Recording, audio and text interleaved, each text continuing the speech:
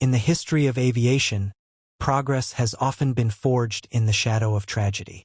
Behind every safety regulation and engineering breakthrough, there is a story of lives lost, lessons learned, and skies forever changed. This is one of those stories, the disaster of Saudi Arabian Airlines Flight 163, a night when a routine journey turned into one of the deadliest tragedies in the sky. August 19, 1980.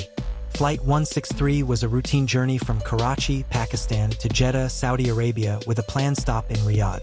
At 6:32 in the evening, local time, the Lockheed tristar lifted off from Karachi. It arrived in Riyadh just after 7 p.m. for refueling. Some passengers left the plane. The rest stayed on board, unaware of the tragedy that lay ahead. At 9:08 p.m., the jet departed Riyadh for Jeddah.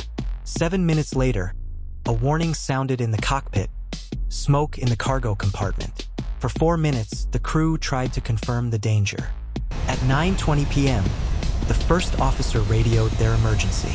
As the fire spread, it burned through an engine control cable. Engine number 2 was shut down. At 9:36 p.m., Flight 163 landed safely.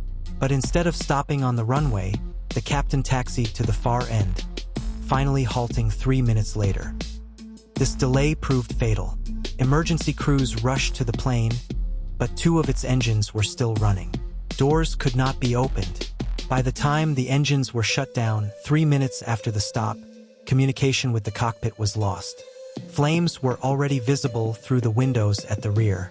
23 minutes later, rescuers opened a door.